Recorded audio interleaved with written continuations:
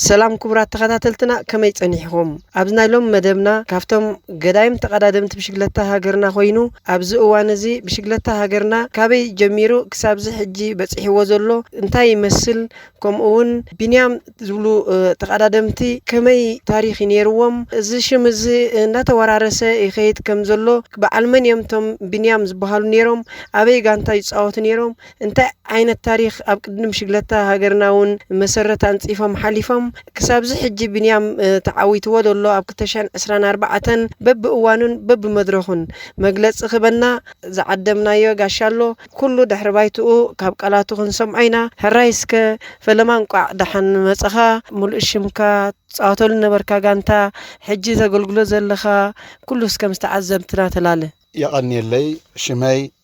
قديم تعالى دماي بنيام مسغناي اب غانتا ادريس كوينه صاوت نيره حجي خاني اب هاجراو فيدريشن بشكلتا اريترا ودرن سنه سرعاتن حلاف خوينه سرح له هراي بنيام حجي عندي زعبانا خوين دولو كمز كله حزب ارترا اوشنا وصا انزكاتلو دولو بزعبا عود قطليا ماليا بنيام غرماي يو زعبانا قدمي يغن سرت قدم شلتا هاجرنا نظام ولدو تكاتي تقدادمتي صعب زلو كابي تبغيسي كسابزي حج بصحيو زلو اسهم اب سمانياتات تقدادمت زنبركم يهم قدميهم جمرتي ابوتات اب حغوتات نيروم ميوم سلازي قدميهم زنبرو تم جمرو نظام حجي تكاتي زمص دلو ولدو ناتسغاغر متان سنسلت بسنسلت كخيت اسكه كابت ذكر السخا كبجا مرؤ حساب حجي نظام تكات ولدو مبرخ تبنا در بشكلتا دجمرلو ببوتاتنا شعود حان منسيات نيروم دحان درافاي بشومي خصوعو انتو ايتبلونيخا وي اتماي تبلونيخا وي سبورتاون كومون سلازخونه باتا اندابلكو خصوع كمتي تلمد مالتي انس اب جماري ناي وددر بشكلتا بإريترا اب شحنشعات 137 عام تمرت شحنشعات 136 جمرلو خوينو كابو حد عامت دحر ابناي شحنشعات 137 عام تمرت اب غزي مغزاء تطليان ناي دق ابات وددر استخايده ناي مجمريا تشلامي ارتراوي تقالاداماي صغاي سباتو كون كله افت غزيتي 50 شلينغ تشليمو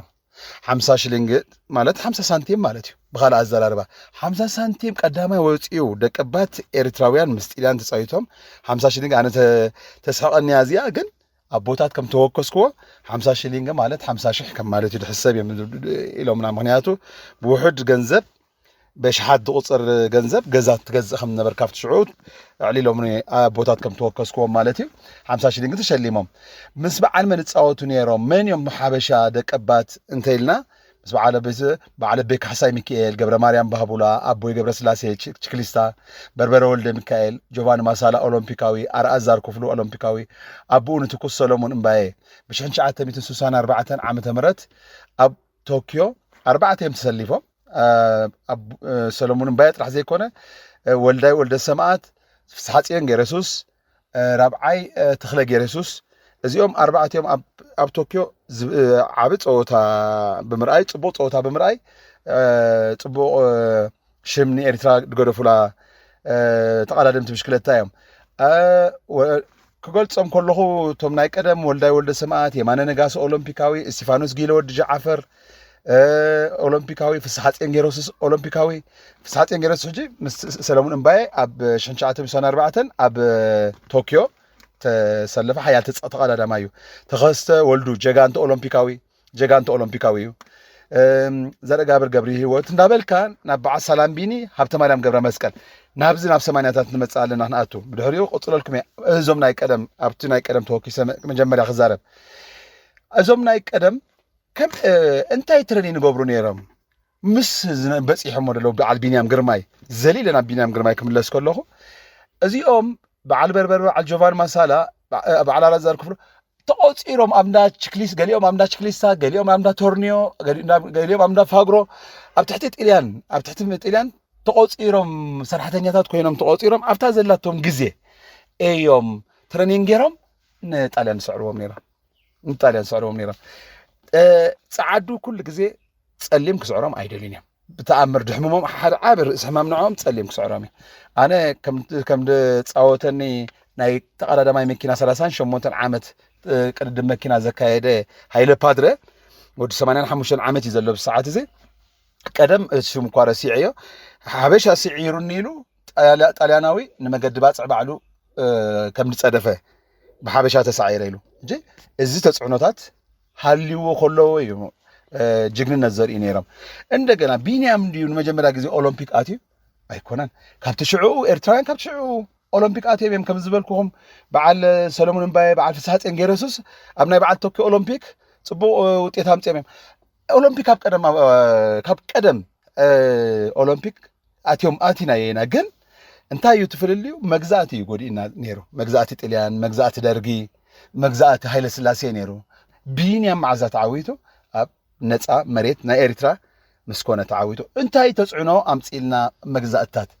أو صبو مجزأتات تهي تسعونو أمثيلنا كم زبالكم تقوليرو من دا صرحت أبتكالات بتعدلاتهم جزء دا لمن دا جورو خبر سعره إيرتراويان حيالاتهم مالتي مجزأت درج كمل لسكم مسكين مجزأت درج بعلمنت نيرم مسلكم كفتار بتصحكوا كبع سلام بين نقول سلام بين كارميلو هبت زرق جبر هوت هبت مريم جبر مسكال يمانة تخسته كبر أبردي هبت أبسلمون نقصول دس سلاسي يمانة أسقدم براخي أبراهام فتسوم جيلهم تاتيوس هبت سيون جرماي جبر سلاسي أمانيل جبر مسكال أمانيل يجزاو أمانيل على مسجد تخلى هبتو يوناس زكارياس حلباي ساميل زكارياس إيفن زكارياس موسى أسي سامسون سلمون دسالي نجاش تسفاي دانيال مبراتو حساي وردبون زرز جول دجرجش ورد فورنو أمانيل أبراهام بابايو نسقنا هايله تلينا يوناس عبد اللطيف زوبا ماكل بريزيدنت زنبره جانا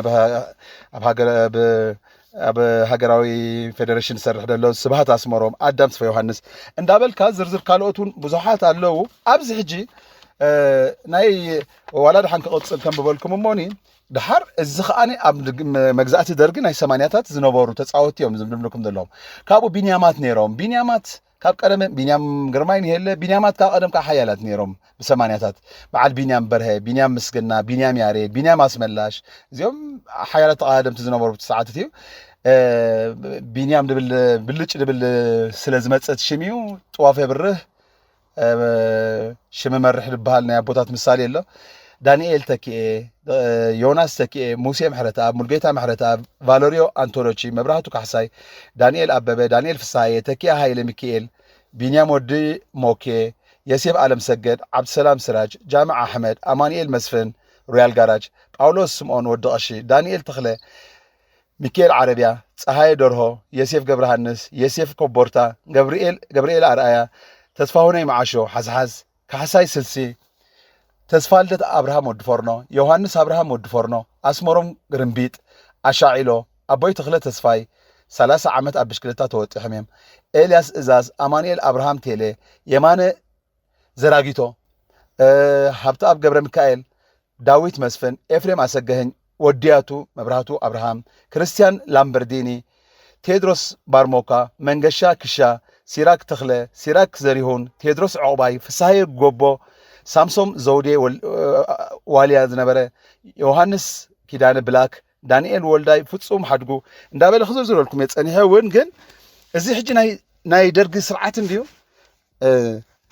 ናይ ደርግ ስርዓት እንዲዩ ኣብዚ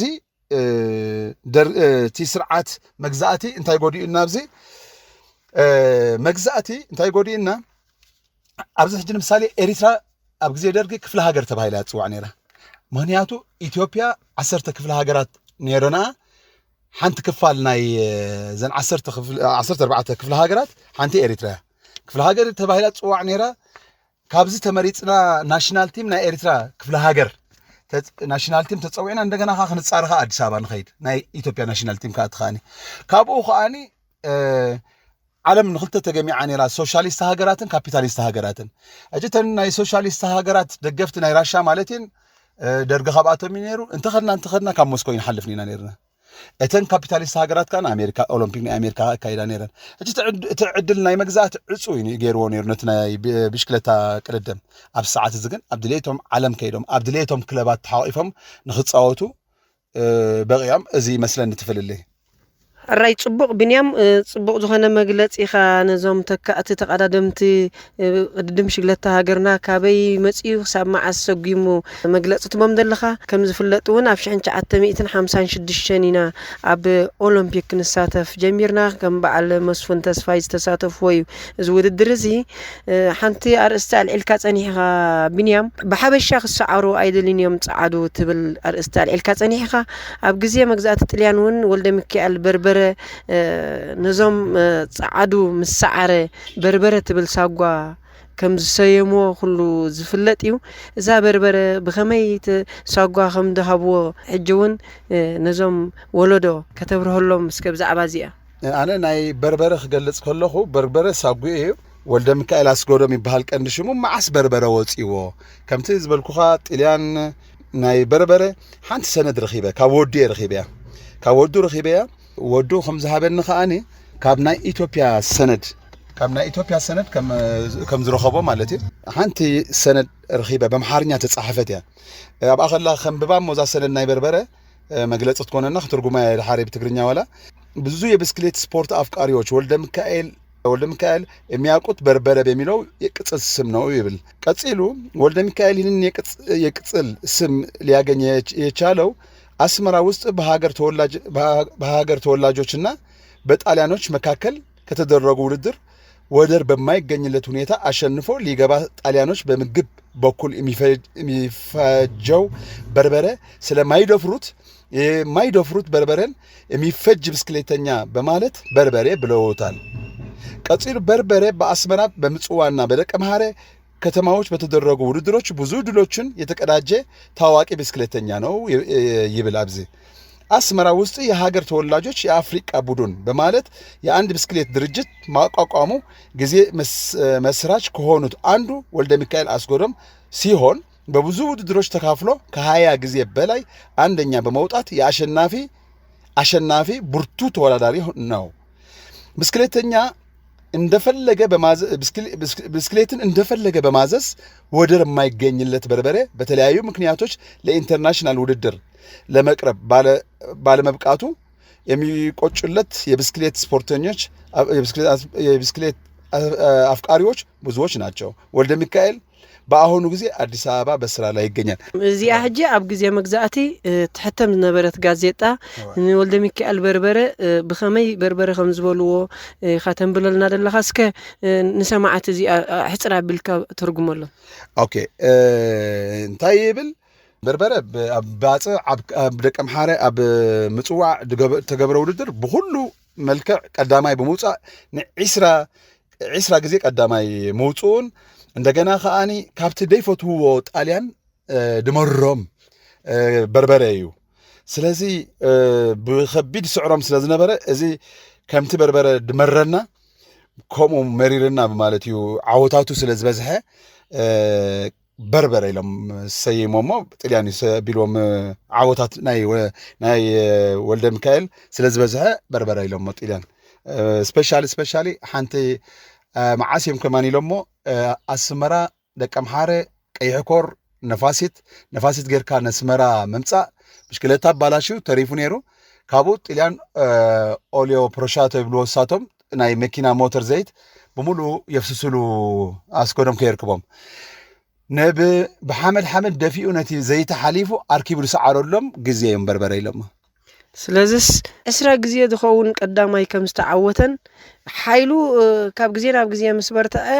ክዕወቱ ስለዘይከኣልዮም ተም መግዛእቲ ነቲ ምግቢ ባህላዊ ምግብና እንጥቀመሉ በርበረ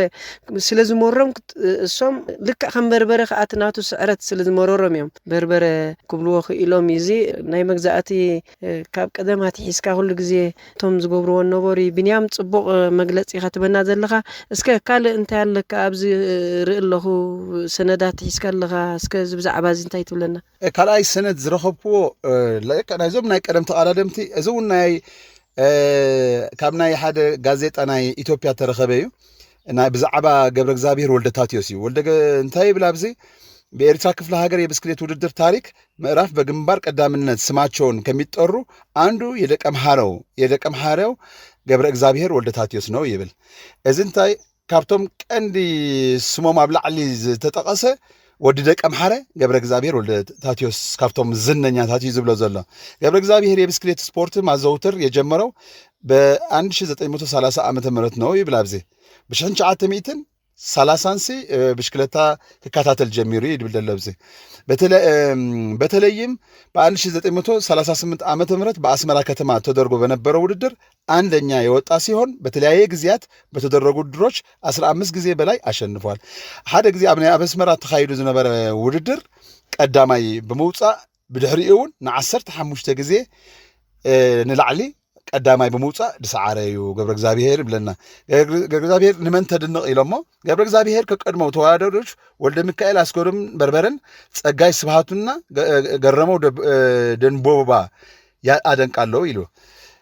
ንመን ተድንቕ ስበልዎሲ ንወልደ ሚካኤል አስገዶም በርበረን ንጸጋይ ስብሃቱን ንገረመው ደንቦቦን የደንቕ ይድብልደሎ ብዚ ሰነድ ከም ዝረኸብኩ ብትክክል ስለዚህ ኣብ 1937 ቅድም ሽግለታ ኤርትራ ብመግዛእቲ ጣልያን ጀሚሩ ተበልናስ ወላ ሓንቲ ዘጋግ ሰነድ እውን የብልናን ምክንያቱ እዚ ሰነድ እዚ ኣብ 1938 ኤርትራዊ ቀዳማይ ከም ዝወፅእ ዝሕብር ሰነድ እውን ተርእየኒ ኣለኻ ቀጽል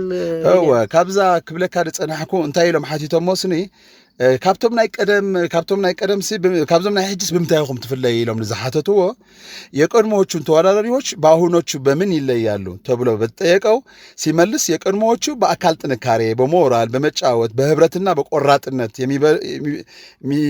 የሚበልጡ መሆናቸውን አልሸሸገም እንታይ ይብላል ናይ ሎሚ ተዋዳደርቲ ናይ ቀደም ተዋዳደርቲ ንሕና ብሞራል بهبرت بمتصوات بقراصነት بحبو بأكل بنفسي ጥንካሬ بطعم زحيلنا ኢና ነርና بمورال بحبرت بسنيتنا نتصاوت ነርና بزفل اللي ያለና ይብላሎ ገብረ እግዚአብሔር ማለት እዩ በ1950 ዓመተ ምህረት ውድድር ከም ደቋረጸ ካብዚ ጽሒፉልና ኣሎ ጽቡቅ ብንያምስከ አፍቃሪ ቀድም ብሽግለታ ሃገርና መተሓዝ የብሉን ምክንያቱ ፍቅሪ ብሽግለታ ሃገርና ኣብ ውሽጥና ኣብ ልብና ኣቲ ከምዝን ሪእ ዘለና አበቃ ብላ ስነ ስርዓት ናይ ብንያም ግርማይ ዝነበረ አበቃ ብላ ወዒሉ ኣብቲ ግዜቲ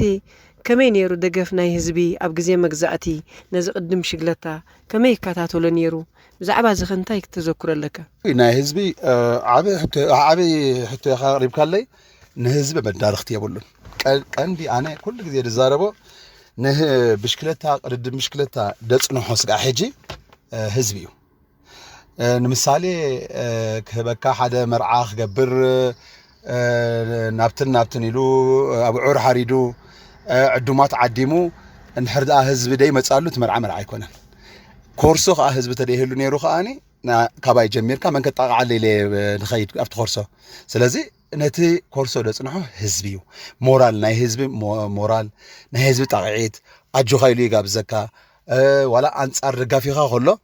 መጽዮ ስኻውን ብርቱዕ ኣጆ ኸይሉ መን ከፊልልካ ሓደ ደጋፊ ከፊልልካ ሽሙኹም ኣነይ ኣይትሰምዕኒ ኢኻ እምበር ናብ ድሕሪት ተመሊሰ ክብል ከለኹ ድሓን እቲ ኣቦታትና ዝነበረ ስምዒት ናይ መግዛእቲ ጣልያን ከለዉ ዳርጋኹም ብሻቱ ኸማና ይተኣቱኒ ኢኻ ነርካ መስለኒ ካልእ መልክዕ ነይርዎ ናባና ናብ ሰማንያታት ክመፀልካ ከለኹ ናብ ዝኸኣኒ ናብ ፍርቂ ኸኣኒ ህዝቢ ናይ ባሓቂ ለይቲ ሰዓት 5 ተሲኡ የድብለካ ኣለኹ ሰዓት 5 ተሲኡ መእተዊ 50 ሳንቲም እያ ነይራ 50 ሳንቲም ግን ትርጉማ ክነግረካ እየ ንዓኣ ንኸይከፍል ኣብ ኮርሶ ከይተጀመረ ከሎ ኣብ በቃ ሓለውቲ ወታደራት ከይመፁ ከሎ የድብለካ ኣለኹ እቲ መኸልከሊ መእተዊ ከይዓፀዎ ከለዉ ለይቲ ሰዓት 5 ኣብ ሽባኻ ተሓቢኡ ወይ ተሓቢኡ ሕልፎ ነይሩ ወይ ከኣኒ ኣብ ማዕፆ ዘይብሉ ገዛ ተሓቢኡ ሕልፎ ልክዕ ምስ ዓፀዎ ሽዑ ናብቲ ኮርሶ ምስ ህዝቢ ይሕወስ እዚ ክብለካ ከለኹ 50 ሳንቲም ኣብቲ ግዜቲ ሓንቲ ኮካን ሓንቲ ፓኒኖን ተብልዓካ ነይራ ነዚኣ ብ50 ሳንቲም ካ ፓኒኖን ኮካን በልዑ ኸኣቲ ህዝቢ ብኡ ገይሩ ከኣኒ ንገዝኡ ኸማ እንድምለስ የለን ምስሕያ ብኡ ገይሩ ከኣኒ ችቸሮ የምስ ምሸት ድሕሪ ሰዓት 6 እዩ ንገዝኡ ዝምለስ ናይ ህዝቢ ኤሪትራ ዝነበረ ኣብ ስፖርቲ ዝነበሮ ፍቕሪ ከመይ ገይሩ ከም ደጽንሖ ካሊእ ይትረፍ የድብለካ ኣለኹ ከቢድ ማይ ሃሪሙ እንዳ ማርያም ዝክር ሞኖፖሊ ዝክር ከቢድ ማይ ሃሪሙ ንምህዳም እኳ ስጋእ ዘይብል وددر ماي دارغا ناي حدا ساعتن فرقان 2 ساعات هاريم دا جبجبه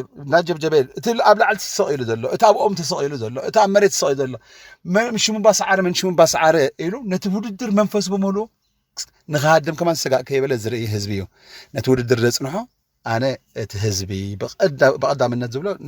حزبي إريترا أفكار سبورت بشكلتا يعطني حيوان بشكل فيني صبو بزعبا دقفنا حزب كابلعلنا إذا حزب زخاء نفس وكف تقداماي أب غزيا وددر استفلالي عينت هيابات يو زبركت أب غزيا وددر تغزيا تتذكرو انتي عينت وفياتات كايد نيرو انتي كمي نيرتو وفياتات اسك انتي تذكرنا شعو نبر وفياتات هو ناي بحق زنبرو وفياتات دقرميو 5 سنتيم انتي ترقم كم زنبرا قدمي لا ردي كان يري بقع وافنيرو توبولاري وافنيرو እንደገና ነዚህ ኸዋፊዮ ሁሉ ኻኒ ሓደ ሽሙ ክገልጽ ዘይደለየ አፍቃር ስፖርት እናተባለ ኣብ ሰዓት እዚ ኮምፔር ክገብሮ ከለኹ ካብ ሓትኑ ከምዚ ካብቡ ከምዚ ካብዲዩ ከምዚ ካብቲ ፋሚሊ ኣብቲ ናይ ቀደም ግዜ ግን ሓደ አፍቃር ስፖርት ሽሙ ክገልጽ ዘይደለየ እናተባለ እዩ እንታይ ነይሩ ክሳይ ተበልካ በጊዕ ኢሉ የዋፍታ በጊዕ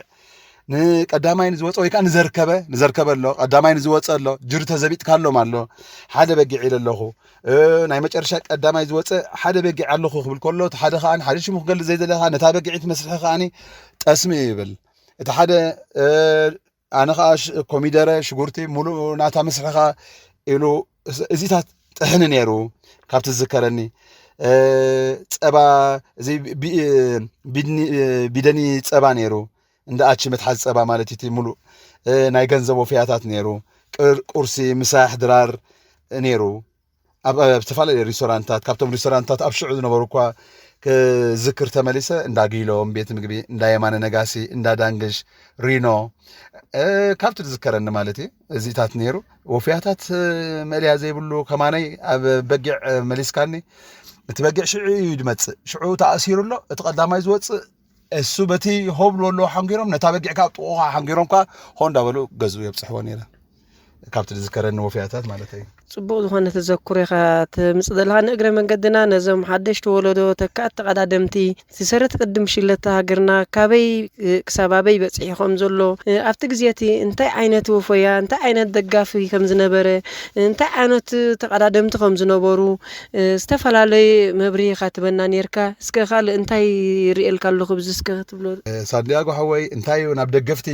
تنكف تبلكاس ذكرن دي بتعمي خاني فوليات حزب إريترا قليت ايه دي مجلس خمانية بالليل بتقلالا كابوها ووت إلهم كاني فوليات حمام زنبرم فريد بلا دقفت غاني رم كم بعال من كذكرهم نمثالي كم بعال نفسي هير تسفاي قبل نفسي هير في الصحي ودو حطا نفسي هير يبره لينغو في ناس قبل مسكال ودو أشي الريفا محارق أرحانهم قواندي سامسون سولومون دبي غانغول ودباشاولن ካልኦት ዋላ አንጻር ጋንተኻ እንደሃለው ንዘይ ባትኽ ዝነበረ ደገፎም ምትበዓዖምን ይዝከረኒ ካብቶም ደገፍቲውን ፍሉያት ንብሎም ደገፍቲ ክንርኢ ባህርያዊ ክሳብ ዚ ሰዓት ዝውን ከምኡ ዝቕጽል ዘሎ ንስኻ ሓደ ካብቶም ኣብ ሳልሳይ መድረኽ ቀዳማይ ዕውት ናይ መድረኽ ምስኮነ ቢንያም ግርማይ ጽባሒቲ ኻ ነዛ መኪናኻ ናብ ቀጠልያ ሕብሪ بسألي بنيام زوقبه ክትቅይራ ኢልካ ከምኡውን ዕውት ቀጠልያ ማልያ ቢንያም ግርማይ ዝብልውን ጠቂዕ ኻላ ከምንታይ ተበጊስካ ኢኻ ቀዳማይ ዓወት ናይ መድረኽ ምስ ተጓናጸፈ ቀዳማይ ዕውት ቀጠልያ ማልያ ኢልካ ጠቂዕ ኻላ ናይ ቢንያም ኣነ ልክ እታ ዛድበልካያ ናይ መጀመርያ ምስተዓወተ መኪናይ ብሙሉ ናቱ ስእልታትን ልክ ካብ ደገ ኣዚዘ ማለት ኣብ ውሽጢ ሓደ መዓልታ ኣትየለይ ነስመራ بمولو وقيبيا بتي قتليا ناي قتليا ماليا حبري زمسل مسناتو سئلتات بمولو صحفتو خاني عوت تور دي فرانس 2024 قتل عوت قتليا ماليا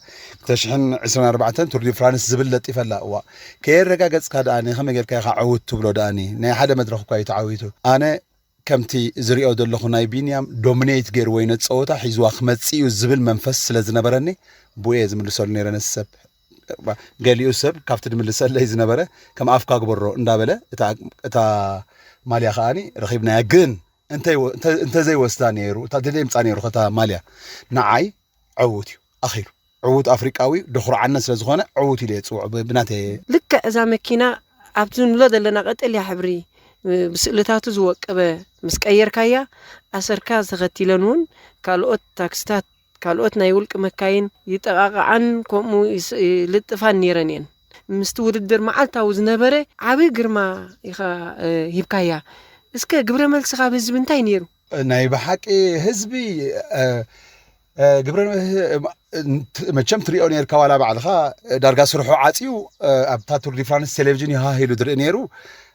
ልክዕ ቱር ዲ ፍራንስ ክጅመር ከሎ ትካላት ዕፆ ነይሩ ስጋዕ ክንዱ ኣብ ትሕቲ ቢንያም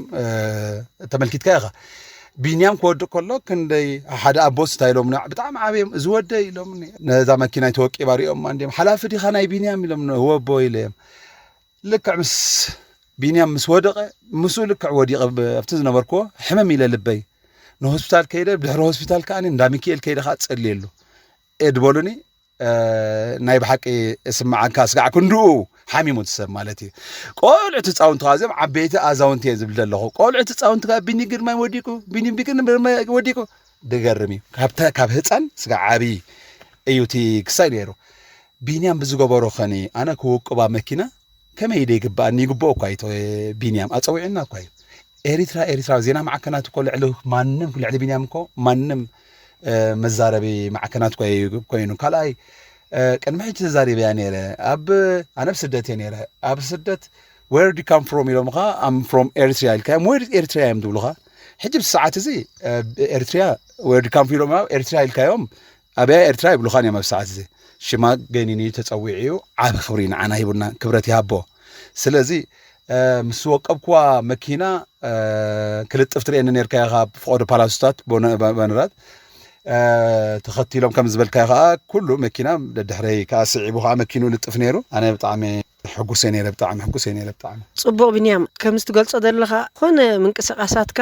ስነ ጥበባውያን ክኾኑ ክእሉ ውልቀ ሰባት ክኾኑ ክእሉ ካልእ ክኾኑ ምዛ መኪና ክስዓል ዘይደሊ ሰብ ኣይነበረን ኣብ ስራሕኻ ወይ ኣብ ግዜኻ እንታይ ጽልዋ ገብሩልካ ነይሮም እንታይ ኢለካ ዓንቲ ወይ ኩሉ ህዝብስ ትካሉ ዓፂዩ መስዋዕት ገይሩ ትካሉ ዓፂስ ቱር ዲ ፍራንስ ንቢንያም ዘይከታተል ኣይነበሮን ኣነ ከኣኒ ልክዕ ከም ህዝበይ ከዓ ፍቅሪ ናይ ብሽክለታ ኣለኒ ወዲ 12 ዓመት ከለኹ ብሽክለታ ውድድር ጀሚረ ጀዋብ ሓላፍነት ከኣኒ ኣብ ጎኒ ሃገራዊ ፌደሬሽን ብሽክለታ ኮይኑ ከዓ ይብል ኣለኹ ስለዚ ንቢንያም ከምቲ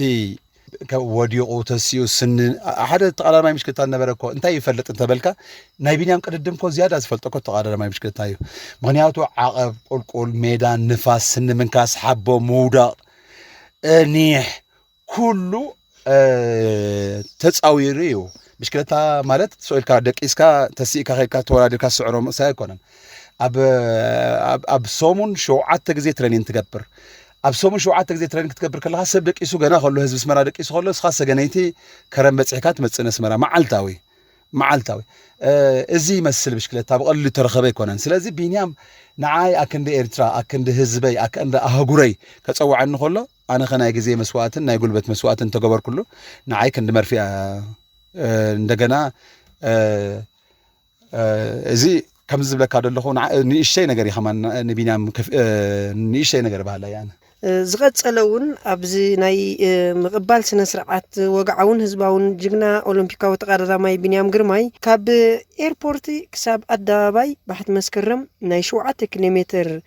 ዝርጋሕ ንውሓት ኣብ ዝተፈላለዩ ጎደናታት ህንጻታት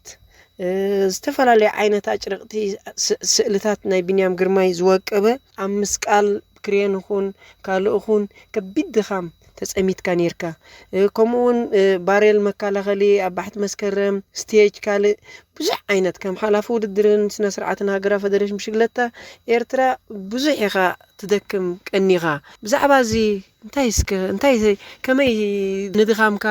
ንስራሕኩም ብዛዕባ እዚ ትሰቕልዎ ነበርኩም ዝተፈላለዩ ዓይነት ስእልታት ዝተዓወተሉ ቢንያም ዝተጠቅዐ እስከ ትድኻም ከመይ ነይሩ ናይ ብሓቂ ጽቡቕ ኣለኻ እቲ ድኻም ትብሎ ዘለኻ ንዓና ጥዑም ድኻም ኢና ኢልና ንገልጾ ጥዑም ድኻም እንታይ እቲ ጥዑም ድኻም ንተዓወተ ኤርትራዊ ንዕኡ ጽምብል በዓል ንምኽባር እሱ እኳ 21 ስቴጅ ዓቐበትን ቁልቁሎትን ከምቲ ዓንቶ ዝገለጽልኩም መውደቕትን ገለን ዘለዎ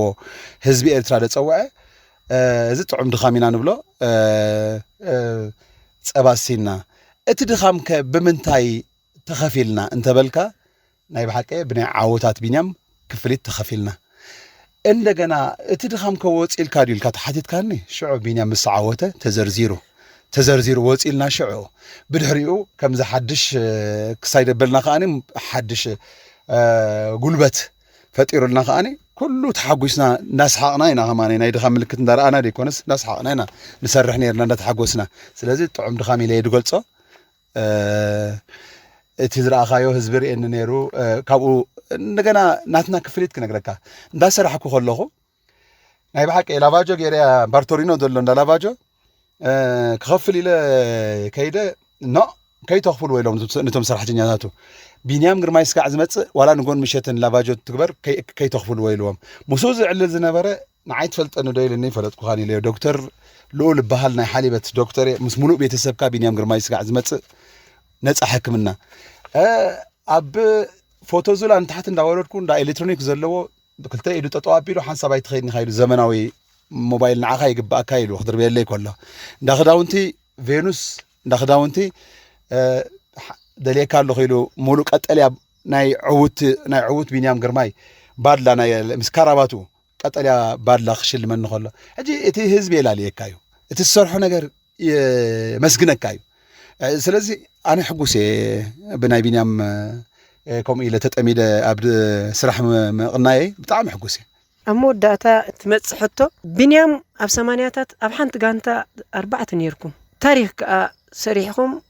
ነዚ ቅድም ሽግለታ ክሳብ ሕጂ ከዓ ከም ዝቕጽል ምስቶም ታሪኽ ዝገበሩ ኢኹም ሕጂ እውን ቢንያም ኣብ ቱር ዲ ፍራንስ እዚ ዝመስል ዓወት ኣግዚሙና ደሎ እዛ ቢንያም ትብል ምስ ቅድም ሽግለታ ተኣሳሲርካ ከመይ ትዝክራ ኣነሲ እንድዒ ኣቦታት ከም ዝብልዎ ሽም መርሕ ጥዋፍ የብርህ ይብሉ መስለኒ I don't know ናይ ኣጋጣሚ ኣብ 80ታት ቢንያማት ነርና ቢንያም ክትንትኖም ከለኹቶም ቢንያማት ኩሎም ንፉዓት ኢና ነርና ቢንያም በርሀ ቢንያም ያሬድ ቢንያም ምስክና ቢንያም ኣስመላሽ ጋብ ጋንታ ኣዱሊስ ኮይና ምስ ጋንታ ኣዱሊስ ንፃወት ነርና ሕጂ ከኣኒ ኣብዚ ዓመተ ምህረት ከዓ ነለካኒ ኣብ 80ታት ድሕሪ 30 ዓመት ማለት እዩ ቢንያም ከዓ ዕውት ኮይኑ እዛ ሽም እዚኣ ቢንያማት ኣብ ብሽክለታ እንድዒ ክገልጾ ቅርብ ይኸብደኒ ግን ኣብ ብሽክለታ ቢንያም ዝብል ሽም እንተመፅኡ ንፉዕ ተቐዳዳማ እዩ ስለዚ ሕጂ ድውለድ ዘሎ ቆልዑት ቢንያም ከየውፅሎም እዛ ሽም ተፍቅድሎም ዲኦም ዋላ ህዝቢ ኤርትራ ኩሉ ቢንያም ይበሃል እንታይ ሽግር ኣሎ ኣብዞም ወለዶ ተካእት ንሪኦም ዘለና ኣስታት 1000 ተቐዳደምቲ ናይ ዞባ ማእከል ካብ ኤርፖርት ክሳብ ባሕቲ መስከረም ቀጠልያ ማልያ ናይ ቢንያም ዝተፈላለዩ ዓይነት ስእሊ እንዳተዓወተ ከሎ ዝተጠቅዖ ለቢሶም እዮም ኣብ ባሕቲ መስከረም ኣሰንየሞ መፅዮም ነዞም ተካእቲ ንብሎም ዘለና እንታይ መልእኽቲ ትቦም እቲ መልእኽቲ ኣነ ዝህቦም ኦልሬዲ ቢንያም ብተግባሩ መልእኽቱ ኣተሓላልፍ እዩ በቃላት ናተይ ዘይኮነስ ቢንያም ብተግባሩ ኩሉ ተዓንቶ ይተንተንኩልካ ማዕጾ ከፊት እዩ እቲ ማዕጾ ድኸፈቶ ከኣኒ ነቶም ንኣሽቱ ዘለዉ ፍርያት ናይ ብሽክለታ ኣብ ኤሪትራ ርኢኹሞ ትኾኑ 1000 ተቐዳደምቲ ብሽክለታ መሪሖም ንቢንያም ክዕጅብዎ ከለዉ ፍርያትናኽ እዚ ይመስል ሕጂ ከዓ ገና ከኣኒ ሓደሽቲ ቆልዑት ከተማ ኣስመራ ትርእይዎም ቢንያም እንዳበሉ ከኣኒ ቮላታ ክገብሩ ሓደሽቲ ከኣኒ በቃ ስምዒት ዋላ ንኣሽቱ ወዲ ክንደይ ዓመት ይኸኣቱ ዝኽእል ብሽክለታ ብለካ መንገዲ ብለካ ከም ሓላፊ ናይቲ ክሳይ ድሓን ቀሪብካ ኢኻ ዝወደይ መፅናዕትኻ ገበር ትምህርትኻ መጀመርያ ኣብ ጎኑ ትምህርትኻ ከይረስዓካ ትምህርቲ ቀዳምነት እንዳበልካ ምኽሪ ናይ ሕዋት እንዳሃብካ ትግስፆምን ትመኽሮምን እቲ ፅልዋ ግን ከቢድ እዩ እቲ ፅልዋ ከቢድ እዩ ህፃን ገና ኣፉ ደየፅረ ቢንያም ግርማይ ወዲቑ እብል እቲ ብሽክለታ ካተልኒ ትብሎ ሽማግሌ ኣርዩ ንቤተ ክርስቲያን ድመላለስ ቢንያም ናይ ቤት ቱር ዲ ፍራንስ ክሳኸብል እቲ ነታ ብሽክለታ ዝፈልጣን ዘይፈልጣን ድፈትዋን ደይፈትዋን ኩሉ ብሽክለታ ክፈቱ ኮይኑ ሕራይ ቢንያም ኣብ መወዳእታ ክትመስግኖ ትኽእል ኣካል ተሎ ወይ ድማ ዝተረስዐ ክንብሎ ዝግበአና ዕድል ክንደክ ኣነስ ንቢንያም ግርማይ ዕድመን ጥዕናን ይሃቦ ኣፀዊዕና ዋላ ኤርፖርት ክንቅበሎ ልክዕ ክንቅበሎ ከለና ቢንያም بإلو بتعمي أمسكينني تامكينها تشليما مجمريا بمعكناتنا يكساي بوستر جيرمو ناتكاي مجمريا بتصحني تقو نا سبت عم تحقو سيلو ناي مسكانا خسايبن عخاها مسكانا يكون كا بينيام جرماي እንኳን ወለዱ ሙሉ ህዝቢ ኤርትራ እንኳን ሓጎሰካ አነ ዝብሎ በቃ ኮርሶ አብሽክለታ ጀሚርና ለና ቀጠልያ ማልያ ክንችል አምጺና ለና ቀጠልያ ማልያ ካብ ሕጂ ግን ቢንያም እንታይ እዩ ገይሩ ቢንያም ነቲ ክሳተፍ ዝብል ዝነበረ ናይ ተቃላደምቲ ሕልሚ ክስዕር ዝብል ማዕጾ ይኸቢቱ ካብ ሕጂ ክስዕር እዮም ኣብ ጎን ቢንያም እንዳተቃላደመ ከሎ ዶሚኔት ገይርዎም እዩ ዓብሊሉ ወይ ቢንያም እምበረይ ሄኖክ ሙሉ ብርሃን እኮ ኣብ ቻይና እኮ ዙር ቻይና እኮ عوت قتل عمليا خوينكو حزوا متيكو قتل عمليا ناي ساي ግን ቱር ዲ ፍራንስ ዓቡድ ድር ስለዝኾነ እዩ ምራው ቅዱስ ኮሞ ብጫ ማልያ ሒዙ መጽዩ ኣብዛ ናይ ቢንያም ጎን ናይ ቢንያም ግን ዶሚኔት ገይርዎ ቱር ዲ ፍራንስ ዓቡድ ድር ስለዝኾነ ዝዓበ መድረኽ ስለዝኾነ ቢንያም ዓብሊሎ ጽልዋ ናብ ፍርያት ብሽክለታ ከቢድ ጽልዋ ይደሎ ናይ ቢንያም ግርማይ